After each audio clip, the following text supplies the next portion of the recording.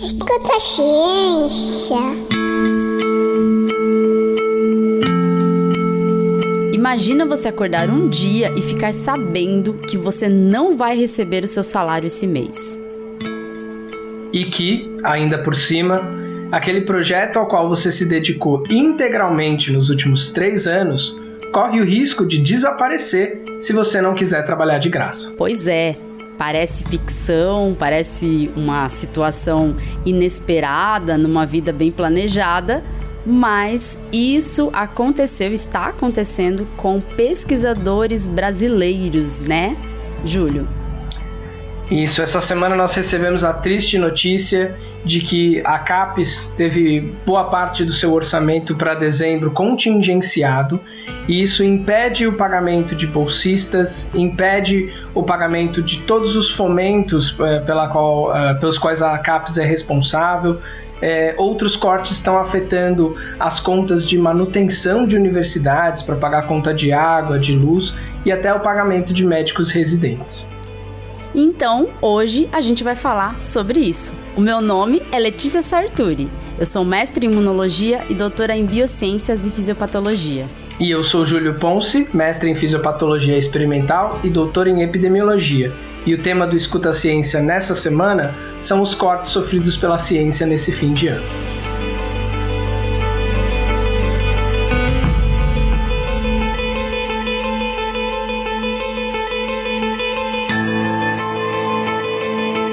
Bom, para começar esse episódio, Júlio, de vez mesmo, eu acho importante a gente localizar nosso ouvinte. Eu acredito que muita gente que escuta a gente já entende exatamente o que são as bolsas e como os pesquisadores brasileiros são pagos, né, para trabalhar e para produzir aqui no Brasil.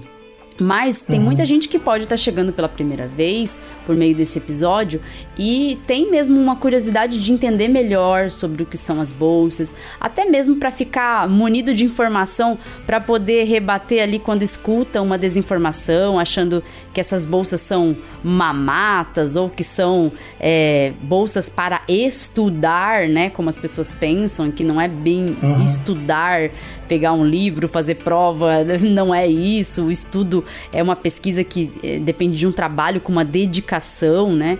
Então, vamos começar esclarecendo melhor o que são as bolsas. As bolsas de estudos, na verdade, elas são uma forma de fomento, né? Uma forma de ajuda financeira que são outorgadas por essas agências como a CAPES, CNPq, FAPESP, FAPERJ, FAPEMIG, que servem para que os pesquisadores, as pessoas que estejam buscando a obtenção de um título, né? Então a gente tem bolsas de iniciação científica para alunos de graduação, de mestrado para alunos de mestrado, de doutorado, de médicos residentes, de pós-doutorado, de doutorado no exterior, doutorado sanduíche no exterior.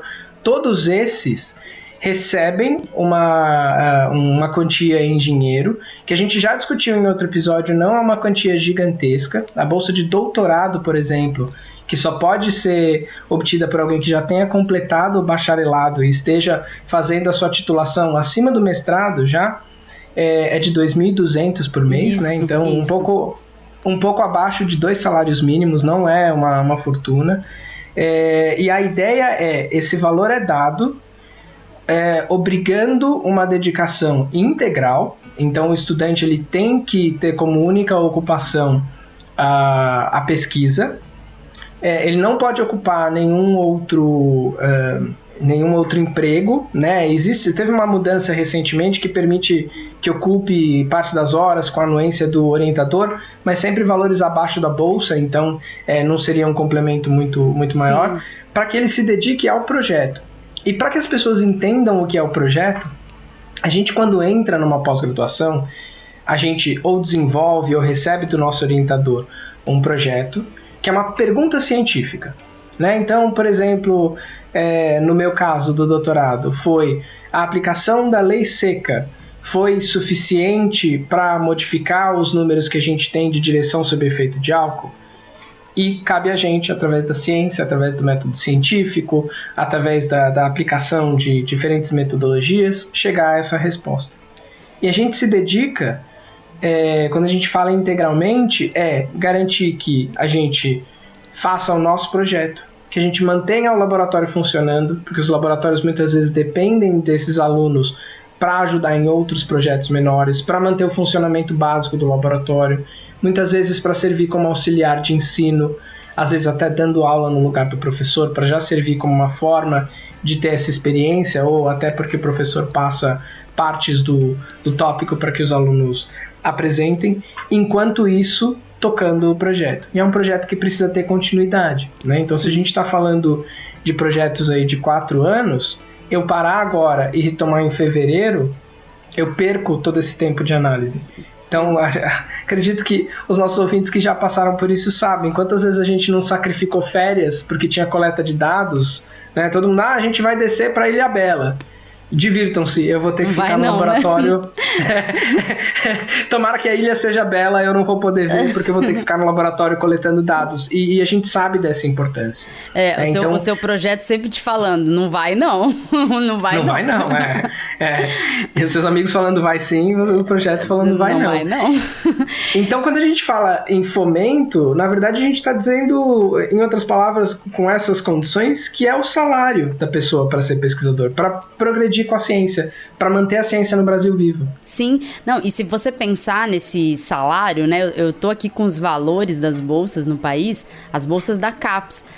Uma pessoa que é graduada vai fazer o mestrado, né? Ela terminou a graduação dela, vai fazer o mestrado, e esse valor que ela vai receber para fazer um projeto com dedicação exclusiva, né? A dedicação, como o Júlio falou, que a outra atividade tem que ser muito baixa. Geralmente eles aceitam se for docência e se forem poucas horas semanais, porque você tem que se dedicar 40 horas ao projeto, geralmente. O valor é R$ 1.500. R$ 1.500 é um pouco mais do que um salário mínimo. Uma pessoa com graduação, se ela estivesse trabalhando em outra área com 40 horas semanais, provavelmente ela já estaria ganhando mais do que R$ 1.500. Assim, por exemplo, no meu caso, do Júlio, que somos farmacêuticos, a gente tem um piso de farmacêutico, que é o dobro desse valor, pelo menos, no mínimo, pensando em todos os estados do Brasil, né? Aqui em São Paulo, que eu acho que é um pouco mais alto. E aí, a gente, só com a nossa graduação de farmácia, a gente já ganharia mais, mas a gente resolve se dedicar à ciência, né? Fazer essa formação, produzindo ciência para o Brasil. E aí, a gente recebe no mestrado R$ 1.500 para fazer isso, que não é suficiente para pagar despesas em São Paulo, né, por exemplo, em que os aluguéis são muito caros. E aí imagina ficar sem isso, né? Porque você não tem como fazer uma reserva, não tem como você guardar de R$ 1.500, não tem como você guardar para fazer uma reserva numa poupança, não existe essa possibilidade. Aí no doutorado 2.200, né? Como o Júlio falou, é muito triste, são valores muito baixos, né? E é até mais triste se a gente pensa, porque a gente está usando o termo salário só para fazer uma analogia com o fato de que é um pagamento por um serviço, por uma expectativa de dedicação de horas. Mas não existe FGTS, não existe contribuição para o INSS, não existe 13º, não existe vale transporte. Então esses 1.500 para o aluno de mestrado, muitas vezes, né, na grande maioria das vezes, ela inclui o valor para o estudante se deslocar da casa dele até o local de estudo, para o estudante se manter no local de estudo com questão de alimentação, com questão de material para poder acompanhar as aulas, né? Não entram aí, por exemplo, reagentes que ele vai usar no laboratório, coisas assim, mas entram as coisas que porventura ele tenha que utilizar na sala de aula. E todas as outras manutenções que qualquer outra pessoa esperaria que o salário fosse capaz de cuidar. Então, as compras do mês, o aluguel ou né, qualquer outro tipo de gasto com moradia. Então, mal dá para isso, né? A gente sabe o custo de vida em São Paulo, ele é muito, muito alto. A gente sabe que o próprio salário mínimo está defasado em relação ao que seria necessário para sustentar uma família, né? E pensar que uma pessoa, depois de ter passado, ter sido selecionada numa universidade, ter concluído um curso superior, ter sido selecionado no mestrado, porque não é simplesmente eu ir lá, bater na porta e falar quero fazer. Tem um processo seletivo. E muitas vezes, como foi o meu caso quando eu fiz o mestrado, eu não tive bolsa, porque não tinha bolsa. A gente mandou o pedido de bolsa, não tinha. Felizmente eu tinha condição, porque morava com a minha mãe e tudo mais, mas consegui fazer sem precisar da bolsa. Mas para muitas pessoas não ter a bolsa acaba excluindo a possibilidade dela fazer pesquisa, acaba excluindo a possibilidade de pessoas muito talentosas, que têm muito a contribuir com a ciência, não poderem fazer simplesmente porque o Estado vira as costas e fala, olha, se vira, eu não tenho como te dar nem o mínimo, nem o básico. Assim, eu tive bolsa no mestrado, mas não foi da CAPES, eu tive bolsa da FAPESP, e assim, o valor também não é muito alto. Na época, eu acho que era 1.600 o valor, mais ou menos. Era mais alta que a bolsa da CAPES, que na época era 1.200. Aí, para vocês verem que eu fiz mestrado de 2010 a 2012. E a CAPES era 1.200, subiu para 1.500 e até hoje, desde 2013, não tem reajuste. A inflação absurda, essas pessoas têm que viver em condições muito semelhantes a condições de pessoas que estão vivendo, por exemplo, dependendo de auxílio emergencial. Às vezes, numa família que tem 2 pessoas que recebem auxílio emergencial, por exemplo, é uma condição muito semelhante. E grande parte das pessoas que estão fazendo mestrado no Brasil são de várias partes, às vezes, do Brasil, que migram para uma região onde tem ali o programa de interesse, né, da sua pesquisa, e acabam tendo que viver em pensionatos, com condições bem difíceis mesmo de qualidade de vida. Então, cortar o salário delas é algo tão desumano que eu não posso nem imaginar se acontecesse comigo, por exemplo. Eu sou uma pessoa que vim do Mato Grosso do Sul para São Paulo para fazer mestrado. E aqui eu tinha uma vida razoavelmente boa, até porque minha mãe e meu pai tinham condição também de me ajudar um pouco, né? Apesar do salário ser baixo, tinha essa condição. Mas eu sei como foi difícil esse período da minha vida, por causa que o salário realmente não é alto, né? Então, a gente sabe reconhecer os problemas desse baixo salário. A gente já tinha uma discussão anterior sobre a falta de reajuste disso. Agora, imaginar que agora tem milhares de pessoas que não estão sendo pagas e não sabem nem o que vão fazer no final do ano. E eu penso que foi uma crueldade premeditada, porque você cortar no último mês do mandato, eu acho que parece muito uma coisa assim, em dezembro, com Natal, com as festas, ninguém vai conseguir fazer nada, essas pessoas vão ficar sem a bolsa mesmo, não vão conseguir reverter a decisão, entendeu? E aí me pareceu um ato de crueldade mesmo, infelizmente. Eu concordo contigo, e eu acho que a gente tem que pensar também na questão de quem a gente quer atrair para a ciência, né? Eu acho que não existe aquela coisa de eu quero atrair a pessoa que é gênio, que tem o QI acima da média da população. Eu acho que muito da boa ciência ela é feita através de perseverança, através da pessoa conseguir ter organização para fazer um projeto do início ao fim, conseguir ter aquele ímpeto de ser curioso, de buscar resposta. Mas só isso não é capaz de manter uma pessoa engajada, comprometida, apaixonada pela área que está. Porque ela precisa, se a gente estiver pensando, né, no que ela precisa focar no projeto, ela precisa conseguir desenvolver o projeto. Só que quando ela tem outras preocupações como, será que eu vou conseguir pagar meu aluguel esse mês? Será que eu não vou ser despejado? Será que eu vou ter dinheiro para conseguir vir amanhã para fazer o meu projeto? Não são perguntas que as pessoas que estão já com a sua formação em curso, chegando nos níveis mais altos de educação e que futuramente vão ser essas pessoas que vão ter colocação nas universidades para ensinar para as próximas gerações, né? Então é um ciclo que a gente está criando, porque a gente sabe que tem a pessoa que faz o mestrado e doutorado e se envolve com pesquisa, segue nessa área de pesquisa, mas tem muita gente que se envolve com mestrado e doutorado, como é o caso de nós dois, e acaba indo para a parte de ensino, justamente porque gosta de fazer pesquisa, gosta de fazer ciência, mas gosta de falar sobre ciência, de ensinar a ciência para os outros também. Sim. E a gente vai acabar perdendo isso, a gente vai acabar atraindo para a ciência as pessoas que podem se sustentar fora da ciência, que optam por estar lá porque eu gosto, eu acho que é uma área bacana, mas não necessariamente a gente atrai aquela pessoa que, poxa, se eu tivesse uma oportunidade, eu teria ido. Poxa, eu me engajaria com essa pergunta. E a ciência, eu vejo que a ciência ela consegue brilhar muito na diversidade.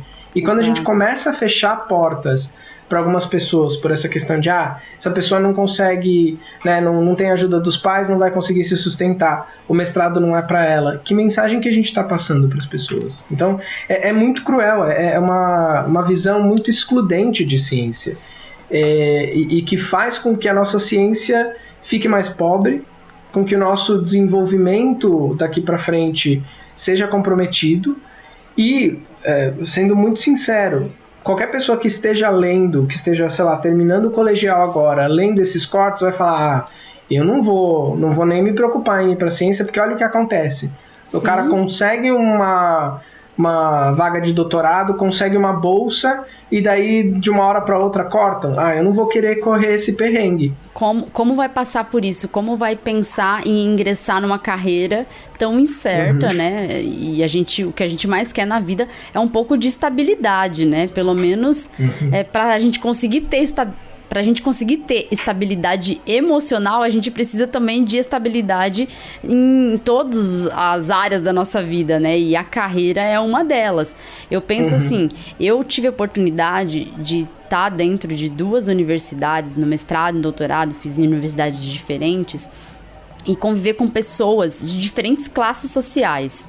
E eu vejo, e isso é uma crítica que eu faço, e talvez se eu fale isso num ambiente acadêmico, as pessoas não vão enxergar isso de uma forma boa, mas uma crítica que eu faço é que geralmente dos meus colegas só progrediram na carreira, conseguiram progredir bem na carreira, aqueles que já tinham um suporte financeiro maior, que vinham de famílias com algum tipo de suporte financeiro real, assim, que não dependiam da bolsa, né? Porque, assim, a nossa realidade de depender de bolsa é muito difícil, porque você não tem uma certa qualidade de vida para fazer o mestrado, o doutorado, quando você depende de bolsa, porque você tem que abdicar de várias coisas na sua vida para passar por aquele momento. E, às vezes, como no meu caso, no doutorado que eu não tive bolsa, não tinha bolsa para mim no doutorado. O que eu tive que fazer foi trabalhar. E eu trabalhava numa cidade e meu doutorado era em outra cidade, com uma distância de 160 quilômetros. Então, a minha dedicação ao meu doutorado não pôde ser do jeito que eu queria. Não foi do jeito que eu queria. Sim. Isso impactou, por exemplo, na minha produção científica. Hoje, a minha produção científica é mais baixa justamente porque eu não consegui me como eu deveria. Então, se a gente quer que uma pessoa produza para a ciência brasileira, a gente precisa que essa pessoa esteja bem para produzir, tenha um salário compatível com esse nível de produção. Eu não tinha nem a opção do salário incompatível, que é essa bolsa que é baixíssimo o valor. Não tive nem a opção disso. Então eu tive que trabalhar mesmo para me virar, para sobreviver. E aí isso impactou na minha produção, consequentemente impactou na minha carreira, porque hoje eu querendo fazer um concurso, isso impacta na decisão de eu passar nesse concurso, porque a gente tem que reconhecer que hoje em dia concurso público para professor universitário é baseado em produção científica. Basicamente, eles ignoram a didática. Eu presenciei já muitos professores que foram contratados não, né? Que passaram em concurso, contratados efetivamente. E não tem didática nenhuma para ser professor, por exemplo, mas uma das funções é ser professor. E a gente pode encontrar pessoas que tenham, sim, capacidade de produzir ciência e de serem bons professores, de terem didática. Mas esses professores, às vezes, não passam em concurso porque a produção científica ficou impactada, porque geralmente teve que fazer outra coisa, como o meu caso, eu não pude produzir como eu queria.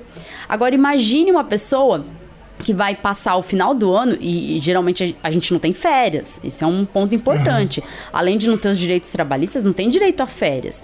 Eu cansei de passar todo o período aí de dezembro, janeiro, produzindo no laboratório, enquanto até alguns conseguiam tirar uns dias, mas na correria, às vezes eu não conseguia. Era comum revezar, né? Tinha 3 projetos no laboratório. Olha, a primeira semana de dezembro você cuida dos 3, porque os outros 2 vão sair. Porque é o que dá pra fazer, né? A gente tinha animal que às vezes tinha que avaliar a parasitemia, então tinha dias certos pra isso. É todo um processo, assim, que impede, que te prende mesmo. Aí, você imagina, o final do ano, a pessoa já tem que passar o final do ano trabalhando pra produzir. Como que ela vai passar o final do ano trabalhando e ainda sem receber? Isso para mim, assim, foi uma das coisas que essa semana me deixou muito triste, assim, de verdade. Eu achei que era TPM, mas não é só a TPM, é a crueldade do Bolsonaro batendo de novo dentro da gente, e mesmo que ele esteja silenciado, quieto, né, sem falar nenhuma besteira, ele tá fazendo coisas muito piores quieto, né? Então isso é bem difícil da gente viver mesmo. E olhando agora por uma outra ótica, que acho que você levantou um ponto interessante, que é a questão da produção científica, que eu sei que isso é uma crítica ao meio acadêmico como um todo, essa exigência, né, de números e não de reconhecimento de história de vida, que a gente sabe que impacta muito mais mulheres do que homens, né? Então, faz pouco tempo que a CAPES incluiu no currículo Lattes a possibilidade de incluir licença maternidade, né? Que era um absurdo, que as mulheres tinham que justificar. Por que você não publicou nada durante 2 anos? Bom, porque eu tinha um outro projeto chamado Meu Filho, né, que eu tive que gestar e cuidar, e eles têm a expectativa de que seja possível continuar com uma carreira de publicação enquanto gera uma vida inteira, né? Mas tirando um pouco essa queixa, quando a gente pensa em posição estratégica do Brasil, né? Então, pensando agora em como o Brasil virou pária internacional, uma das coisas que eles avaliam quando eles vão fazer ranking de universidades é, por exemplo, a produção científica. E a produção científica, ela depende de um laboratório que tenha pessoas vindo para conseguir tocar, porque as pessoas acham, por exemplo, que professor universitário toca a pesquisa sozinho, né, e os alunos ajudam. Muitas vezes, o professor que está na posição de professor, ele supervisiona. Então, ele é aquele cara com experiência, com conhecimento, que vai falar, ó, esse projeto aqui tem chance de dar certo, esse aqui não, esse aqui você precisa corrigir. Vai lá e faz. Então ele dá as ferramentas, ele ajuda na concepção do projeto, tem professor universitário, pesquisador que vai para a bancada, que está lá do lado do aluno, mas muitas vezes ele está numa posição de coordenação do laboratório. Quem faz o dia a dia, quem faz o trabalho duro, né, é o aluno, né? E os alunos de diferentes gradações. Então, de iniciação científica fazendo uma coisa mais simples, muitas vezes ajudando o aluno de mestrado, que por sua vez, muitas vezes está fazendo uma parte de um projeto maior, de pós-doutorado de alguém, de doutorado de outro. Então, é uma rede que, se a gente for pensar em planejamento, quando entra alguém no laboratório e você consegue bolsa, bom, você tem, sei lá, 3 anos de bolsa. Então acho que eu posso contar com o seu trabalho por 3 anos. Se essa pessoa vai embora porque cortaram o salário e ela precisa sobreviver, muitas vezes ela não tem a opção de eu vou fazer isso aqui para ganhar o meu salário, mas eu volto aqui para fazer o projeto no laboratório. Aquele projeto vai ficar órfão.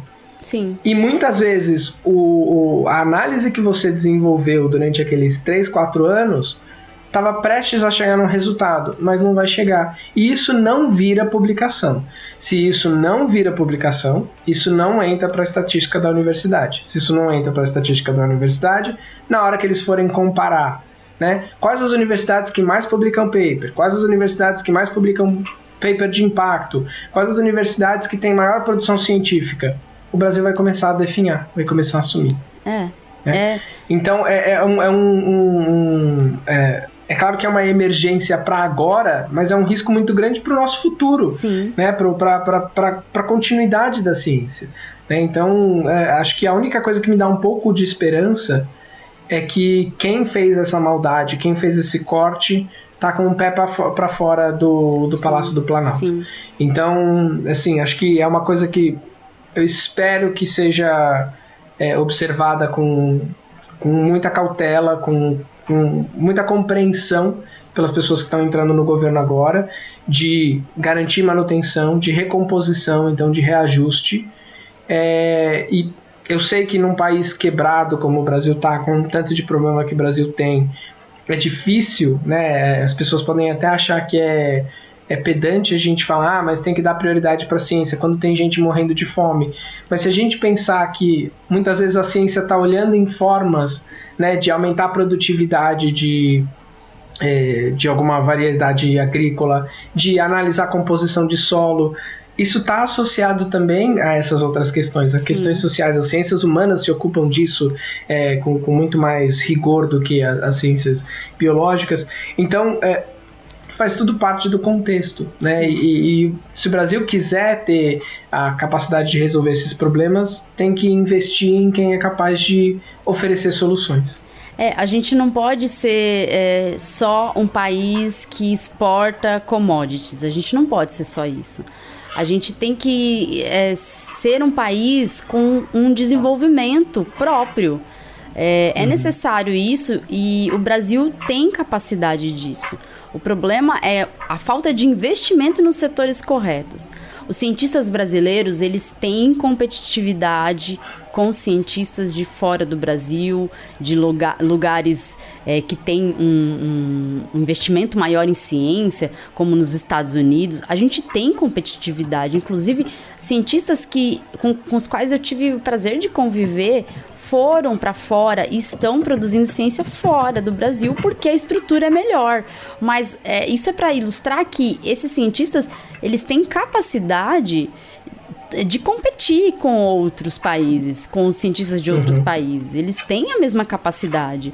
Só que a gente precisa de uma estrutura suficiente para essa produção. E a estrutura nem sempre é suficiente.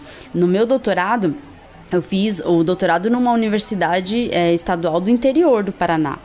É a melhor do Paraná, das estaduais, mas mesmo assim tem problemas muito sérios de falta de investimento. Eu já tive que comprar coisas para fazer os meus experimentos, eu já tive que comprar. Tive que comprar placas de cultura que eu ia usar, tive que comprar ponteiras para usar em micropipetas, tive que comprar coisas muito básicas, porque na época estava tendo um sucateamento das universidades estaduais no Paraná. Então, eu sei o que é você não ter uma estrutura, você querer fazer muito e você não ter nada, às vezes, para fazer. E quando a gente entra nesse aspecto de destruir a ciência brasileira como um projeto, que foi o que o Bolsonaro conduziu todos esses anos, tirar o salário das pessoas é mexer no que há de mais importante hoje na ciência. Porque se a gente não tem investimento e não tem estrutura, a gente também não tendo a mão de obra, a gente não tendo quem carrega a ciência brasileira nas costas, que são os pós-graduandos, a ciência do Brasil pode morrer, pode acabar mesmo. E não só isso, né? Porque nesses cortes a gente teve também, como você citou no início, problemas de universidades federais não terem orçamento para pagar contas básicas. E muitas universidades federais, inclusive aqui em São Paulo, a Unifesp, falando que não tem dinheiro para pagar as contas básicas. Aí a gente fica pensando assim, da onde que o presidente do Brasil tirou que é possível fazer isso assim, desse jeito, né? Por que ele acha que é viável destruir as universidades federais, destruir a ciência brasileira assim, com uma canetada, né? Assim, isso parte de um problema muito maior, né? Esse presidente, ele foi deixado muito solto, eu acho, todos esses anos. A gente sempre duvidou do poder destrutivo do governo Bolsonaro. E agora a gente está vendo um poder destrutivo afetando não só a ciência e as universidades, mas afetando a vida particular de cada pessoa que trabalha pela ciência do Brasil. E dessa forma a ciência morre, né? E a gente maltrata mais brasileiros também, brasileiros que são trabalhadores e que trabalham para o desenvolvimento do país. Isso é mais triste ainda, né? Porque trabalham muito mais para o desenvolvimento do país do que pelo dinheiro em si, como a gente ilustrou bem pelos valores das bolsas, né, Júlio? Uhum. E acho que com essa nossa revolta, né, a gente que já passou, né, por esse ciclo, né, de precisar das bolsas para manter o projeto, ou ter a sorte de não precisar de bolsa, mas também, né, reconhecer que os colegas que estavam ali do nosso lado na bancada dependeriam disso para estar lá, às vezes tendo que tirar do bolso para poder fazer manter os nossos projetos. Acho que seria bom a gente ouvir de algumas pessoas que estão passando por isso agora, né? Porque nada melhor do que elas para contarem um pouco da história. A gente pediu essa semana para alguns ouvintes do Escuta Ciência mandarem para a gente os depoimentos. Alguns mandaram por escrito e a gente vai ler. E a gente gostaria de agradecer publicamente todo mundo que leu, que compartilhou, que mandou esse depoimento, porque para a gente é muito importante saber de vocês, né, e poder ouvir o que vocês estão passando, o que vocês estão sentindo. A gente vai ler, então, alguns depoimentos e alguns vão ser colocados em áudio. Inclusive, a gente tem áudio de pessoas que já participaram do podcast, cientistas importantes que divulgaram a sua pesquisa aqui, e vocês vão escutar esses áudios e vão saber quem são esses cientistas, essas cientistas, e vão poder entender o quanto é grave a situação que a gente está vivendo, né? A gente está fazendo com que pessoas que têm projetos importantes, que levam a ciência do Brasil nas costas, deixem de ter seus salários em pleno final do ano. Eu vou começar então aqui, Júlio, lendo o depoimento da Luana Santos, que ela mandou pelo Twitter. Me chamo Luana, sou pesquisadora bolsista CAPES e estou sem receber e sem dinheiro até para conseguir ir às manifestações. Na última segunda-feira, passei pela etapa de qualificação no doutorado, que foi um processo super desafiante como um todo, pois a maior parte do meu doutorado foi na pandemia. Fiquei um tempo sem conseguir bolsa e vivendo de bicos que davam apenas para pagar meu transporte e ajudar a comprar itens básicos para manter minha pesquisa. Além de não ter a bolsa, ainda temos que comprar as coisas para a pesquisa do nosso bolso por falta de financiamento. Desenvolvi ansiedade generalizada causada por toda a pressão e estresse da pós e pelas dificuldades financeiras. E também depressão pela falta de perspectiva como um todo, e acabei tendo que adiar minha qualificação para me cuidar. Por conta de tudo isso, tive que trabalhar literalmente dia e noite no processo da escrita, trabalhando mais de 18 horas por dia no mês de novembro. Peguei Covid e não pude parar de trabalhar nem doente, pois a qualificação estava marcada para a semana seguinte. O pior veio em seguida. Na mesma semana, minha avó, que estava internada, faleceu. Eu não consegui ir visitá-la. E no dia do enterro, ainda sofri abuso psicológico por parte da minha orientadora, que não queria remarcar a qualificação, apenas por uma semana para que eu pudesse me recompor um pouco para conseguir apresentar, pois estava fisicamente e emocionalmente afetada. Sei que nessa semana tive que guardar meu luto e minha exaustão e trabalhar sem parar novamente para conseguir apresentar na segunda. Qualifiquei e posso dizer que mesmo com tudo isso fiz o meu melhor. Mesmo em estado de exaustão, fiz uma excelente defesa da qualificação. E o que eu ganhei de presente? Horas depois, uma notícia sobre que o corte que haviam realizado dias antes afetaria nossas bolsas. E no dia seguinte, nota oficial da CAPES. Corri para o meu extrato e tinha 5 centavos, sem processamentos futuros. Frustração, desmotivação total e desespero. Esses são os sentimentos. Sentimento de que todo o esforço para fazer meu trabalho, com toda a excelência que ele merece, foi em vão.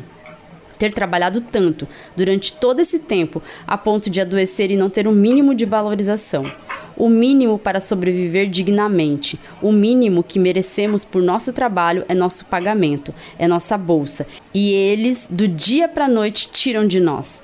Ainda assim, continuamos resistindo. Mas até quando? esse depoimento foi bem pesado, bem difícil. Mas eu acho que ele representa coisas que muitos de nós, acho que alguns de nós somos sortudos de terem encontrado orientadores compreensivos, mas a gente sabe que o meio acadêmico não é um meio sempre acolhedor. Eu tenho histórias, né, com orientador, assim, bem difíceis, assim, porque eu troquei de orientador no meio do mestrado, né, então eu entendo bem o que ela passou, sim, assim, sabe, é bem difícil. E daí se soma a você, né, às vezes se sujeita a aceitar uma situação menos que ideal, porque pelo menos, né, mesmo que seja baixo o valor, você tem garantido um valor no fim do mês. E agora esse pouco que você tinha para se agarrar, o governo removeu. É realmente assustador e cruel, como você bem falou. Eu tô aqui com um outro depoimento que eu também queria ler, que é da Larissa, do Rio Grande do Sul. Olá, meu nome é Larissa. Sou graduada em Biomedicina, mestre em Ciências Biológicas, Bioquímica Toxicológica, pela Universidade Federal de Santa Maria, UFSM, do Rio Grande do Sul. E atualmente doutoranda, e bolsista CAPES, claro. O foco principal da minha tese de doutorado é avaliar a relação entre a progressão da doença de Huntington e exposições consideradas seguras para solos brasileiros, segundo o CONAMA, dos metais cobre e zinco, mimetizando pessoas expostas ao longo da sua vida a concentrações seguras, entre aspas, dos metais citados. A doença de Huntington é uma doença neurodegenerativa genética. Nosso enfoque principal é estudar a neurodegeneração. Então, a gente imagina... Obrigado, primeiro, Larissa, por ter mandado a sua declaração. Olha só, é uma doutoranda que está analisando se os níveis que são considerados seguros pelo órgão responsável por determinar isso, de cobre e zinco, são realmente seguros quando a gente pensa numa doença neurodegenerativa genética como a doença de Huntington. Então, olha o impacto que uma pesquisa dessas pode ter. Se a gente descobrir que os níveis de cobre e zinco estão acima do que seria saudável, a gente potencialmente poderia prevenir o desenvolvimento desse tipo de doença. Lá na frente, esse investimento que a CAPES está fazendo nesse projeto de doutorado poderia economizar muito dinheiro no tratamento dessas pessoas, poderia garantir que a gente tivesse um meio ambiente mais seguro, níveis mais seguros, que a gente talvez desenvolvesse métodos de reduzir esses níveis desses metais no ambiente. E se não tem essa bolsa, esse projeto pode ser interrompido. Então, essa avaliação de uma doença, né, neurodegenerativa progressiva, que provavelmente é interessante que a gente não pare de acompanhar, pode ser perdido, né? Então, é um risco muito grande. As pessoas acho que não entendem que não dá pra gente dar pause na ciência e voltar daqui a 2 meses, porque daqui a 2 meses o que a gente vai avaliar é 2 meses mais tarde, né?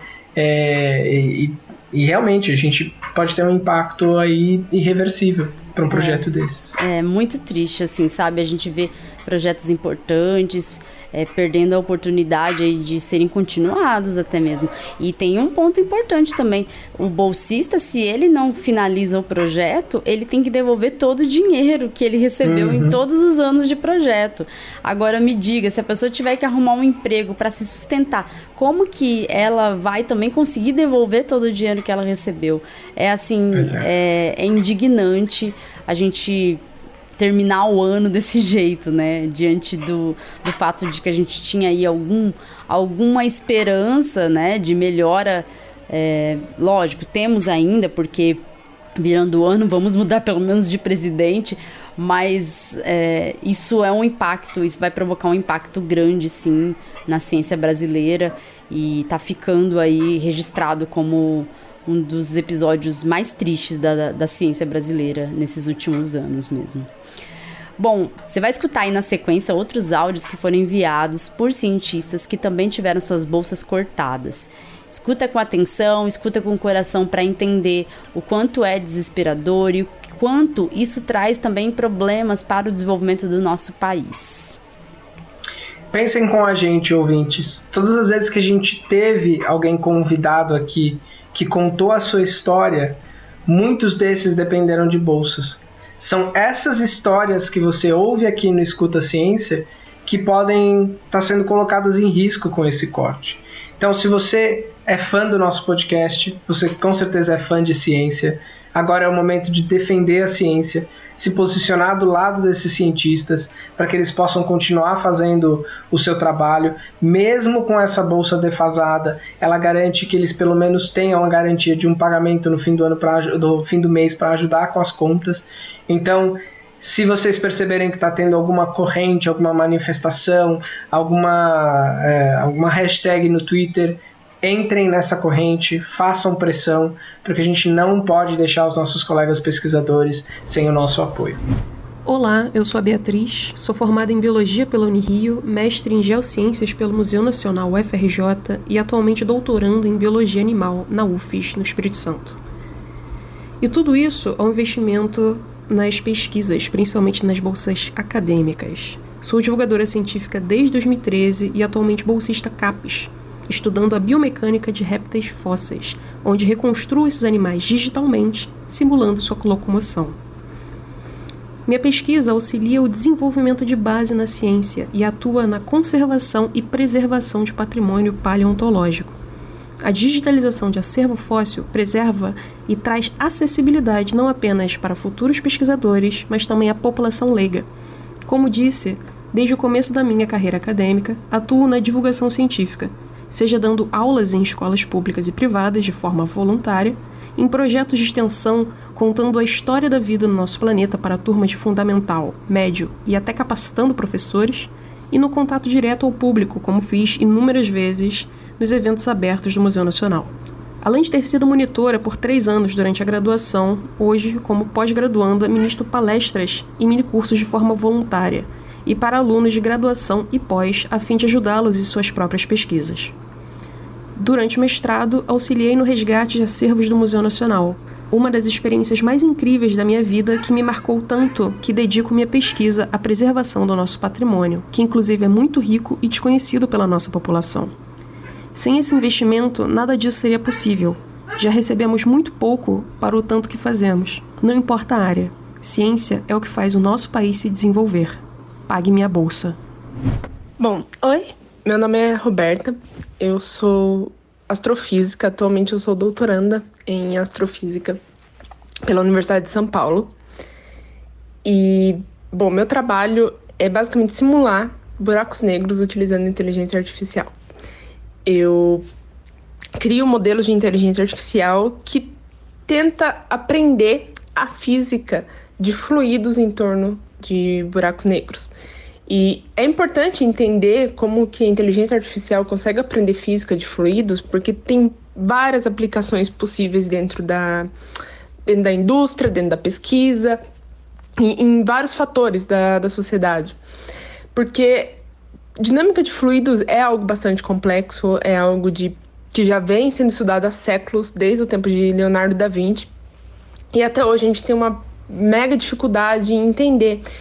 E isso pode resolver vários problemas, inclusive na indústria aeroespacial, na indústria aeronáutica, na parte naval e em outras indústrias também, como de alimentos e de bebidas.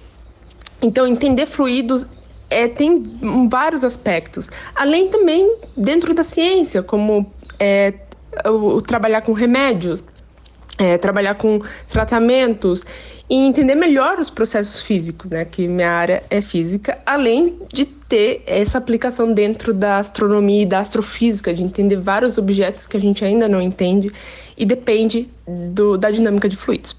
Então esse é meu trabalho, que é utilizar então, a inteligência artificial para isso. Eu publiquei meu artigo no começo do ano, foi um artigo que teve um reconhecimento tanto nacional quanto internacional. Foi um trabalho pioneiro, foi a primeira vez que foi simulado um buraco negro utilizando inteligência artificial. E, então, por isso teve reconhecimento tanto dentro do país como fora. Até o próprio governo parabenizou e divulgou o trabalho internacionalmente. Mas, recentemente, teve, então, essa semana o corte de bolsas e eu não recebi minha bolsa esse mês e não tem planos para essa bolsa cair né? Então, assim, ou seja, é um mês que a gente não vai ter dinheiro para pagar conta, não vai ter dinheiro para pagar aluguel, não vai ter dinheiro para pagar coisas básicas mesmo, como transporte, saúde e o aluguel mesmo, e comida. Então, são vários fatores aí que vão afetar devido a isso. Então, é realmente um descaso que, apesar de ter um trabalho reconhecido, de ter um trabalho que foi divulgado pelo próprio governo, eu não vou receber esse mês. Então, é um descaso, assim, total com a ciência e com os pesquisadores de várias áreas. Então, é realmente uma situação muito triste. Olá, meu nome é Gabriel de Azevedo Marasquim, eu sou formado em História, sou professor, historiador, me formei pela Universidade Federal Fluminense, mestrado me formei na Universidade Federal do Estado do Rio de Janeiro, Unirio, também em História, e atualmente eu sou doutorando pela Universidade Federal Rural do Rio de Janeiro, também em História, sob orientação do professor doutor Pedro Henrique Pedreira Campos, no campus de Seropédica.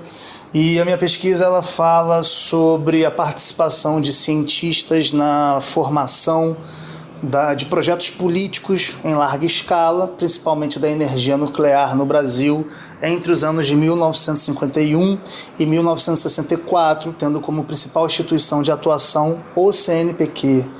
É uma pesquisa que ela herda, né, experiências adquiridas na época em que eu fui bolsista do programa de capacitação institucional do Museu de Astronomia e Ciências Afins, né, o MAST, localizado no Rio de Janeiro, no bairro de São Cristóvão, dentro do projeto da criação de um banco de dados, chamado Prosopon, em que tem presentes ali dados de fomentos do CNPq entre 51 e 74 sobre cientistas, suas pesquisas e suas instituições. E o sentimento desse bloqueio / corte de gastos é altamente devastador, não só para o meu indivíduo, mas também para a comunidade científica, porque não apenas mostra, né, reproduz o descaso, a desvalorização da educação, da cultura, da ciência e da tecnologia no Brasil, como também apenas alimenta, né, reproduz esse vício de achar que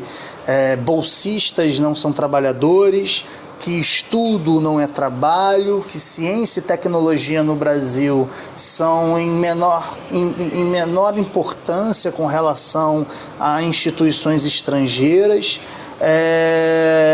sendo que, né, nós todos aqui dependemos dessas bolsas, precisamos nos alimentar, precisamos pagar nossas contas, existem famílias que dependem desse dinheiro.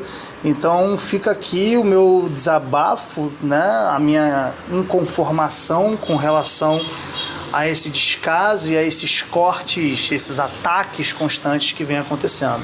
Olá, eu sou Giovana, sou mestranda em Ecologia pelo Museu Nacional do FRJ, Universidade Federal do Rio de Janeiro. A minha pesquisa é sobre a relação dos seres humanos do passado com um tipo de palmeira específica, que é o butiá, e tento entender essas relações e as paisagens do passado para contribuir até com futuras políticas de conservação, mas não só isso, de a gente entender os legados humanos no passado. E eu acho que eu sou bolsista CAPES, né? E eu acho que o que fica de tudo isso é um sentimento de muita humilhação, assim, porque o trabalho acadêmico é um trabalho que é construído em muitos anos. Então, eu recebo bolsa desde o meu segundo ano do ensino médio, como bolsista júnior, pesquisador júnior do CNPq, quando eu estava fazendo um ensino técnico. E no ensino toda a graduação também recebi bolsa, falando sobre arqueologia, falando sobre essa relação dos seres humanos e a natureza no passado. E nesses momentos a gente reflete se a oportunidade que tanto prometeram de um emprego como professor, concursado, vai chegar, se vale a pena, se a gente está realmente no caminho certo, olha para trás, olha toda a trajetória e se pergunta se realmente vai valer a pena, assim. porque a gente é acusado de usar o dinheiro público de forma irresponsável, a gente é acusado de não contribuir com a sociedade, e isso tudo se reflete na nossa desvalorização, né? Nossa desvalorização de todo o caminho que um pesquisador tem para se formar. Então, eu acho que esse momento é assim, de muita humilhação também. Acho que vem muito assim de um sentimento que anda por aí. E de repensar também se realmente vale a pena, né? Porque é muito complicado, porque exigem da gente que a gente... como se a gente não tivesse família, como se a gente não tivesse outros propósitos, como se a gente tivesse se entregar de corpo e alma e para pesquisa sem nem esperar a remuneração. E não é isso, né? Somos pessoas, precisamos comer, precisamos pagar aluguel, precisamos, né, honrar nossas responsabilidades. Olá a todos os ouvintes da Escuta a Ciência. Meu nome é Thaís, eu sou doutoranda do PPG-SM da UFPR e bolsista CAPES. A minha pesquisa é voltada para a aprendizagem em espaços museais, a partir do objeto, ou seja, como que em contato com o patrimônio cultural a criança aprende ciências. E para isso eu preciso observar a materialidade real, ou seja, eu preciso estar em campo. Eu fico em observação e constituição de dados todos os dias, no período que o museu está aberto. E além da constituição de dados e estar em campo, eu tenho toda a demanda fora, que é transcrição de dados, eventos, publicações. Então, para esse tipo de pesquisa é simplesmente impossível fazer sem dedicação total. É um trabalho extremamente árduo, que exige tudo de mim e que vai trazer significativas contribuições para a sociedade. E a bolsa é o que seria o meu salário por essa dedicação, por esse trabalho que eu executo. E a bolsa é o que garante a minha subsistência mínima. Então, eu sou oriunda de família pobre, minha mãe é cozinheira na prefeitura. Meu pai faleceu muito cedo e o que permite eu estudar e avançar dentro da carreira acadêmica são essas políticas públicas. E quando acontece um corte desse, um congelamento inesperado, simplesmente sem aviso, não tem o que fazer, não tem como pagar as contas, não tem como... não tem o dinheiro para aluguel e é simplesmente frustrante a gente se dedicar, a gente cumprir com a nossa parte, né? Que a gente tem um cronograma, a gente tem questões que precisam ser cumpridas dentro do programa de pós-graduação e não ter retorno. E o governo simplesmente não cumprir com a parte dele. Então, o meu apelo é para a gente se organizar de forma a tentar reverter essa situação para que minimamente conseguimos bancar nossas necessidades básicas nesse mês de dezembro. Que é simplesmente isso, a gente não está falando nada mais do que é o nosso direito. Escuta a ciência. Você escutou então os áudios dos cientistas brasileiros que foram impactados diretamente por esse corte e já está imaginando aí o futuro do nosso país com a ciência tão sucateada assim, né? Então vamos apoiar a ciência, vamos continuar apoiando nossos cientistas. Eu vou ficando por aqui, né, Júlio? A gente vai ficando por aqui, né? A gente vai ficando por aqui, agradecendo a todo mundo que participou do episódio e pedindo para os ouvintes, se você nunca compartilhou um episódio do Escuta Ciência, que esse seja o seu primeiro. Faça as pessoas perceberem o risco que a ciência tem, levem o pedido desses colegas que a gente colocou aqui, dando seus depoimentos em áudio ou escrito para outras pessoas. Continuem apoiando a ciência, continuem escutando a ciência e obrigado pelo apoio a nós e aos nossos colegas cientistas. Isso, escuta a ciência e amplifique a voz da ciência. Tchau, tchau e até o próximo episódio. Tchau, tchau. Isso.